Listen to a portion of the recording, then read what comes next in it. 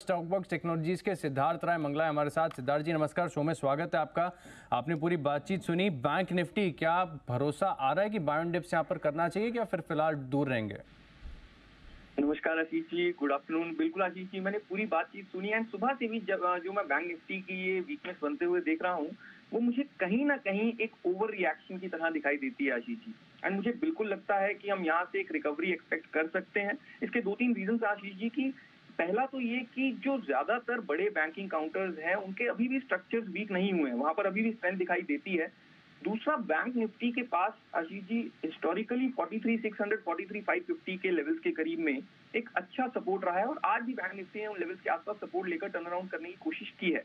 तो मुझे लगता है कि आने वाले कुछ दिनों में बैंक निफ्टी फिर से 44,000 और उससे ऊपर निकलने की कोशिश करेगा। तो हम यहाँ से बुलिश व्यू बनाकर बैंक निफ्टी के अंदर जरूर चल सकते हैं, कॉन्ट्रेरियन प्ले करने की कोशिश जरूर कर सकते हैं। मैं यहाँ पर एक स्ट्रैटेजी के थ्रू बैंक निफ्टी में पोजीशन बनाना चाहता हूँ आशीष जी। इस स्ट्रैटेजी को हम कहते हैं बुल कॉल स्प्रेड और इसे हमें बनाना है 22 नवंबर की जो वीकली एक्सपायरी है उसके अंदर। यहाँ पर देखिए आशीष जी, स्ट्रैटेजी में हमें 43,800 वाले कॉल ऑप्शन को बाय करना है बैंक निफ्टी में।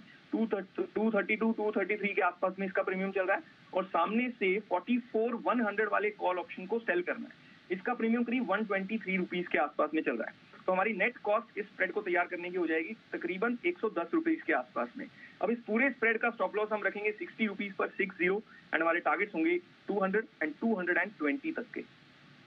200 220 तक के टारगेट्स हैं। बेहतरीन स्ट्रैटेजी है कि थोड़ा सा मार्केट में अगर आप देखें तो खबरों के चलते एक ओवर रिएक्शन भी यहाँ पर आपको देखने को मिल रहा है, तो स्प्रेड्स के माध्यम से आपको यहाँ पर ट्रेड करना चाहिए। जो आपकी कॉस्टिंग निकल कर आ रही है 110 की है, 60 का स्टॉप लॉस होगा, टारगेट होगा 200 से 220 का। 43,800 की एक कॉल ऑप्शन आपको बता देता हूँ खरीदनी है और 44,100 की एक कॉल ऑप्शन यहाँ पर आपको बिकवाली करनी चाहिए। सर, इसके अलावा स्टॉक स्पेसिफिक कैसे ट्रेड करेंगे आज? बिल्कुल आशीष जी, दो स्टॉक्स हैं, दोनों ही बाय की कॉल्स हैं।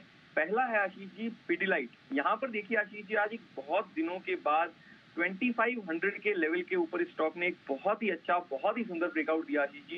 एंड मुझे लगता है इस वजह से पिडिलाइट के अंदर आने वाले दिनों में हमें अच्छा मोमेंटम देखने को मिलता रहना चाहिए। तो पिडिलाइट के फ्यूचर्स को हम बाय करके चल सकते हैं।